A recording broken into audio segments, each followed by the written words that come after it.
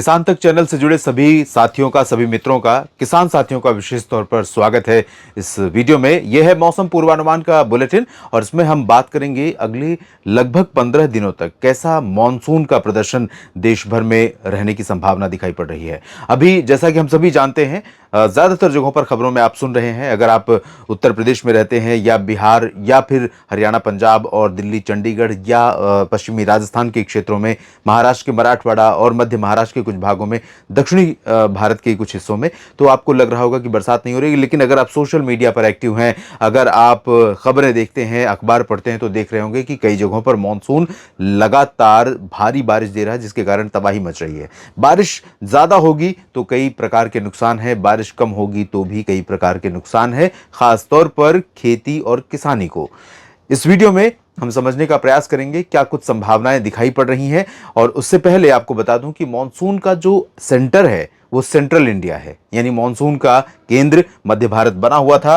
पूर्वी भारत भी कुछ हिस्सों में, पूर्वी भारत में झारखंड, गंगेय पश्चिम बंगाल और मध्य में ओडिशा, छत्तीसगढ़, मध्य प्रदेश, महाराष्ट्र के विदर्भ और साथ में कोंकण, गोवा और इधर गुजरात के रीजन में बरसात लगातार हो रही थी, और जिसके कारण इन सभी क्षेत्रों में सामान्य से बहुत ज्यादा बारिश कई जिलों में रिकॉर्ड की गई है। और उत्तर भारत में बीते 3-4 दिनों से थोड़ी सक्रियता बढ़ी है, जब axis of monsoon trough Rajasthan के बीकानेर और श्रीगंगानगर से आगे बढ़ते हुए फजिल्का, फरीदकोट और उसके बाद फाइनली अमृतसर पहुंची है, तब यहां पर जो नमी पूर्वी क्षेत्र से जा रही वो पंजाब पहुंची, हरियाणा पहुंची, दिल्ली और उत्तराखंड, हिमाचल, जम्मू कश्मीर, इन जगहों पर नमी वाली हवाओं का प्रवाह बढ़ा और अरब सागर से उठने वाली हवाएं भी यहां पर पहुंची। साथ में अरब सागर की हवाएं अफगानिस्तान के रास्ते भी इधर से पहुंची पर्वतीय क्षेत्रों की तरफ, जिसके कारण यहां पर कुछ एक्टिविटी बढ़ी और कई जगहों पर वेस्ट यूपी से लेकर पंजाब, हरियाणा, चंडीगढ़, दिल्ली, जम्मू कश्मीर, हिमाचल, उत्तराखंड और राजस्थान के उत्तरी क्षेत्रों में कई जगहों पर बरसात रिकॉर्ड की गई है।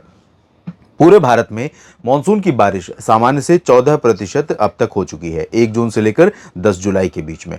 अब क्या संभावना दिखाई दे रही है जुलाई के अगले 15 दिनों में, इसकी हम बात करेंगे। और हवाएं आप देख रहे हैं अरब सागर और बंगाल की खाड़ी से लगातार सक्रिय हैं। मैंने जिक्र किया था पिछले कुछ वीडियोस में ITCZ का, जो कर्क रेखा यानी जो ट्रॉपिक ऑफ कैंसर, ये line of tropic of cancer जो है इस तक पहुंच जाती है जुलाई के महीने में, और इसी वजह से जुलाई महीने में भारत के ऊपर बारिश बढ़ जाती है। इंटर ट्रॉपिकल कन्वर्जेंस जोन, जिसे ITCZ कहा जाता है, जो भूमध्य रेखा पर होती है प्रायः, और दोनों जो गोलार्ध हैं, धरती के आधे ऊपर हिस्से यानी इक्वेटर, जिसे हम भूमध्य रेखा कहते हैं, भूमध्य रेखा के ऊपर का हिस्सा उत्तरी गोलार्ध, भूमध्य रेखा के नीचे का हिस्सा दक्षिणी गोलार्ध, और इन दोनों जगहों से आने वाली हवाओं को हवाओं में जो कन्वर्जेंस होता है वही है इंटर ट्रॉपिकल कन्वर्जेंस जोन, और वही ऊपर की तरफ शिफ्ट होता है जब भूमध्य रेखा से ऊपर हवाएं आती हैं और उत्तरी गोलार्ध पर, खासतौर पर जो ट्रॉपिक से सटा हुआ क्षेत्र है, इन भागों पर काफी असर डालती हैं। तो मॉनसून इसी वजह से इस समय एक्टिव होता है,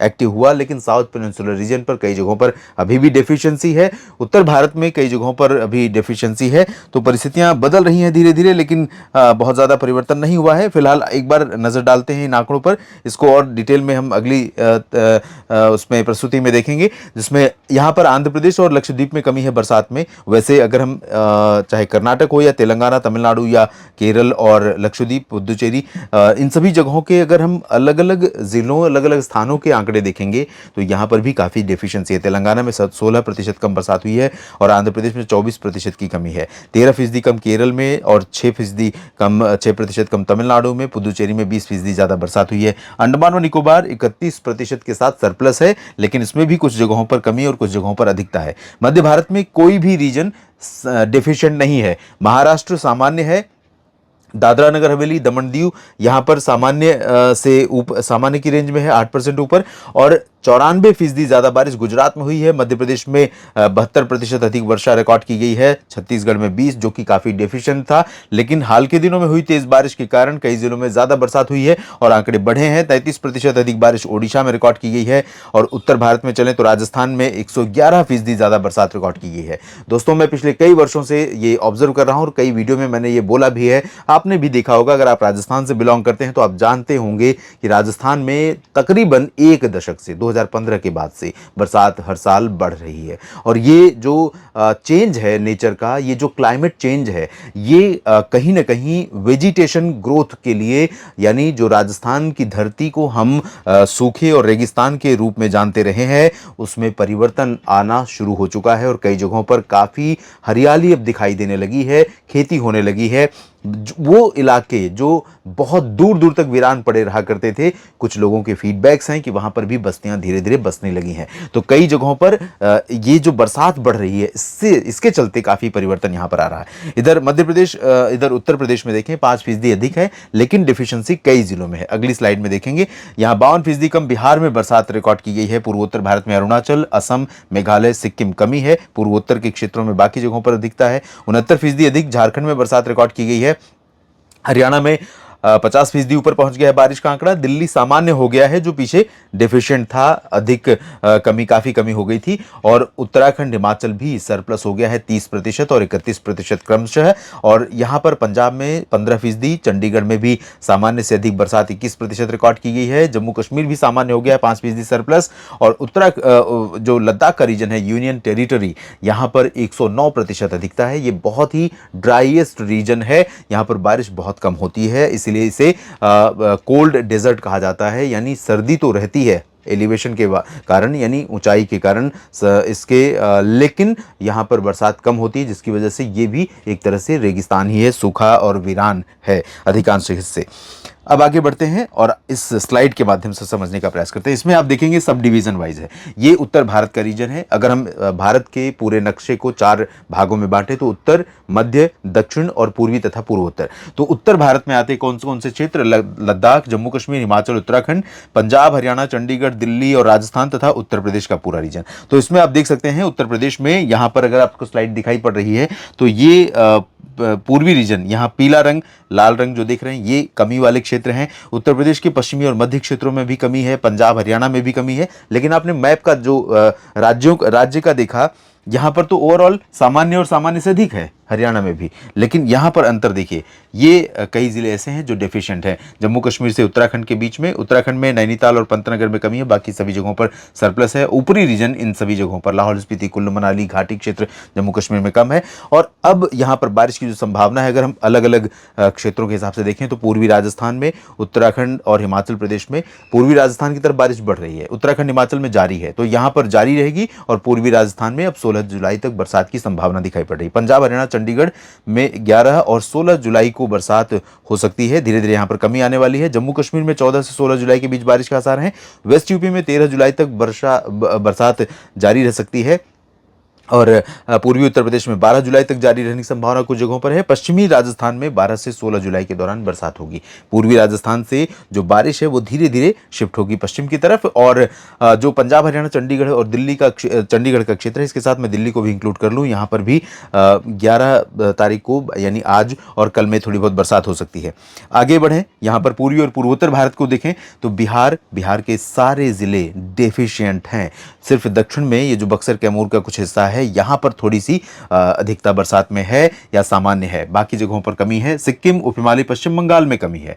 और यहां पर असम और मेघालय में बरसात में कमी है। अरुणाचल प्रदेश में कमी है। बाकी जगहों पर देखें तो सामान्य है। वैसे पूर्वोत्तर भारत क्योंकि बहुत ज्यादा एक्सपीरियंस करता है बरसात, इस वजह से बहुत यहाँ जो कमी है 10-20-30% तक की कमी, कोई कमी यहाँ पर लोगों को पता नहीं चलती और उससे कोई नुकसान नहीं होता, क्योंकि भर भर कर बरसात होती है। यहाँ पर आप देखिए, झारखंड में 14 जुलाई तक बरसात की संभावना बनी रहेगी। 13 और 16 जुलाई के दौरान, 13 से 16 जुलाई के बीच में उप हिमालय, पश्चिम बंगाल और सिक्किम में बरसात होने की संभावना रहेगी। और गंगी पश्चिम बंगाल में 14 जुलाई को अच्छी बरसात के आसार फिर से रहेंगे, क्योंकि अभी सिस्टम आगे मूव किया है तो यहाँ पर कमी हो गई बरसात में। मिजोरम, त्रिपुरा, ये जो रीजन है मिजोरम का और त्रिपुरा का, यहाँ भी 13 से 16 जुलाई के दौरान बरसात होगी। अरुणाचल में आज से लेकर 16 जुलाई तक बरसात रुक रुक करके होती रहेगी। असम और मेघालय में भी 12 से 16 जुलाई के बीच रुक रुक करके हल्की से मध्यम और कहीं कहीं पर मध्यम से तेज बौछारें गिर सकती हैं। मध्य भारत की तरफ बढ़ते हैं, जहां पर ओडिशा में 13 जुलाई से 15 जुलाई के बीच बरसात होगी। अभी थोड़ी कमी आ रही है क्योंकि सिस्टम जो मूव कर रहा है ये है ओडिशा, ये छत्तीसगढ़, मध्य प्रदेश, महाराष्ट्र और गुजरात। और यहाँ पर आप देखिए मराठवाड़ा और मध्य महाराष्ट्र के क्षेत्रों में कमी है, बाकी ओवरऑल मध्य प्रदेश, गुजरात, छत्तीसगढ़, उड़ीसा सभी जगहों पर, और महाराष्ट्र में विदर्भ भी सामान्य से अधिक या सामान्य वर्षा वाला रीजन है अगर हम अलग अलग जिलों के हिसाब से देखें। ये मुझे लगता है कि रतलाम और आसपास नीमच या झाबुआ होगा, या कौन सा जिला है थोड़ा सा मैप के हिसाब से समझ में नहीं आ रहा है। वेस्ट एमपी में इसको मैं देखूंगा कहाँ पर कमी है। और इसमें उड़ीसा के अलावा छत्तीसगढ़ में 14 और मध्य प्रदेश में 16 जुलाई तक भारी बारिश हो सकती है। मध्य प्रदेश में बारिश होगी पूरब से पश्चिम तक, मध्य प्रदेश केंद्र है इस समय। और छत्तीसगढ़ में उत्तरी क्षेत्रों में बरसात की गतिविधियां उत्तरी क्षेत्रों में खासतौर पर जारी रहेंगी 14 जुलाई तक। पूर्वी मध्य प्रदेश में 12, पश्चिमी मध्य प्रदेश में 11 से 14 जुलाई तक तेज बारिश की संभावना है। पूरब से कल से बारिश कम होने लगेगी, और कल से आज से ही पश्चिमी क्षेत्रों में बारिश बढ़ने लगेगी। विदर्भ में 13 जुलाई तक, जबकि कोंकण गोवा में 13 और 14 जुलाई को तेज बारिश हो सकती है। और पूर्वी गुजरात में 12 से 16 जुलाई के दौरान बारिश होने की संभावना है। सौराष्ट्र और कच्छ में 13 जुलाई को बारिश हो सकती है, और मध्य महाराष्ट्र के घाट क्षेत्र में 13 और 14 जुलाई को बारिश की संभावना है। दक्षिण भारत की तरफ चलते हैं, जो सामान्य से नीचे है, जहां पर सामान्य से कम बरसात हुई है। और यहाँ कर्नाटक, रायलसीमा, आंध्र प्रदेश का तटीय रीजन, तेलंगाना सभी जगहों पर कमी है। तमिलनाडु में भी बरसात में कमी है। केरल सामान्य के आसपास है। लक्षद्वीप में कमी है। अंडमान व निकोबार द्वीप समूह में सामान्य बरसात रिकॉर्ड की गई है, और सामान्य से अधिक उत्तरी क्षेत्रों में है। दक्षिण प्रायद्वीपीय भारत में देखें तो तटीय कर्नाटक और केरल तथा माहे जो है पुदुचेरी का एक प्रशासनिक क्षेत्र है, जो केरल के मैप पर आता है। ये पुदुचेरी आप जानते हैं ना कि फ्रेंच कॉलोनी थी, और आज़ादी जब हुई और इसको भारत में इसका विलय किया गया, तो इसके 2-3 सब डिवीज़न है, यनम है, माहे है और कराईकल है। ये सभी इसके प्रशासनिक डिवीज़न है पुदुचेरी के, जो केंद्र शासित प्रदेश है। तो माहे यहाँ केरल में है, और यहाँ पर भी हल्की से मध्यम बारिश कुछ जगहों पर हो सकती है अगले 2-3 दिनों के दौरान। और तेज़ हवाएं बाकी जगहों पर कमी रहेगी। इस बात को मैं फिर से रिपीट कर रहा हूं, क्योंकि दक्षिणी प्रायद्वीपीय भारत के पास कोई मौसमी सिस्टम लंबे समय से ना बना है, और ना ही अभी हाल फिलहाल बनने की संभावना है। आमतौर पर मॉनसून सिस्टम कई बार बंगाल की खाड़ी के दक्षिणी और मध्य क्षेत्रों में भी बनते हैं। दक्षिण में जो बनते हैं वो सिस्टम इस तरह से मूव करते हैं, तो दक्षिणी प्रायद्वीपीय भारत को बारिश देते हुए मध्य भारत की तरफ आगे बढ़ते हैं, या फिर अरब सागर में पहुंच जाते हैं, या अरब सागर से कई बार सिस्टम बनते हैं और इधर आती है बारिश। तो अरब सागर वाली जो बारिश है वो तमिलनाडु और आंध्र प्रदेश में बहुत ज़्यादा नहीं हो पाती, क्योंकि ये रेन शेडो रीजन है। रेन शेडो रीजन यानी केरल और तमिलनाडु के बीच, कर्नाटक के आसपास, यहाँ पर जो हायर हिल्स हैं, ऊंची पहाड़ियाँ हैं, उनकी वजह से क्या होता है कि जब हवा आ रही है तो इस तरफ बरसात नहीं होगी। तो ये पहाड़ी मान लीजिए, और इधर से हवा आ रही है, इधर बरसात हो रही है, इधर नहीं हो रही, तो ये रेन शेडो रीजन माना जाता है इसे। और इसी वजह से मानसून सीजन, जो मेन मानसून है जून, जुलाई, अगस्त, सितंबर का, इस दौरान दक्षिण प्रायद्वीपीय भारत में इधर बारिश बहुत ज़्यादा नहीं होती है। इधर होती है अक्टूबर के महीने में, नवंबर के महीने में और दिसंबर के महीने में, जो नॉर्थ ईस्ट मानसून आता है 20 अक्टूबर से लेकर 31 दिसंबर के बीच में। तो यहाँ पर बहुत ज़्यादा बरसात अभी भी संभावित नहीं है, लेकिन 11-12 जुलाई को दक्षिण प्रायद्वीपीय भारत में कई जगहों पर तेज़ हवाएं चलेंगी। तेज़ हवाओं का प्रभाव बना हुआ है और वो जारी रहेगा। यहाँ कोई सिस्टम अगर बन जाए, ट्रफ बन जाए, वो हवाएं ऊपर जाएं, तो कुछ बादल बनेंगे और बरसात हो सकती है। और साथ में अगले 7 दिनों के दौरान देखें तो मोटा मोटा केरल, माहे, लक्षद्वीप, कर्नाटक, रायलसीमा में कुछ स्थानों पर, तटीय आंध्र प्रदेश में, यनम में तथा तेलंगाना में कहीं कहीं पर हल्की से मध्यम बौछारें गिर सकती हैं, लेकिन बहुत ज़्यादा बारिश यहाँ पर नहीं होगी। और इस मैप के, इस मॉडल के जरिए समझने का प्रयास करते हैं। एक बात मैं जरूर कहना चाहूंगा कि जो अब बारिश अगले 15 दिनों के दौरान संभावित है, इससे पहले हमने देखा कि कुछ केंद्र होते रहे और बाकी जगहों पर सूखा रहा मौसम, लेकिन अभी हैवी इंटेंसिटी की यानी मूसलाधार बारिश की जो स्थितियां हैं उसमें कमी आएगी, और स्प्रेड थोड़ा बढ़ेगा, यानी बारिश का दायरा बढ़ेगा।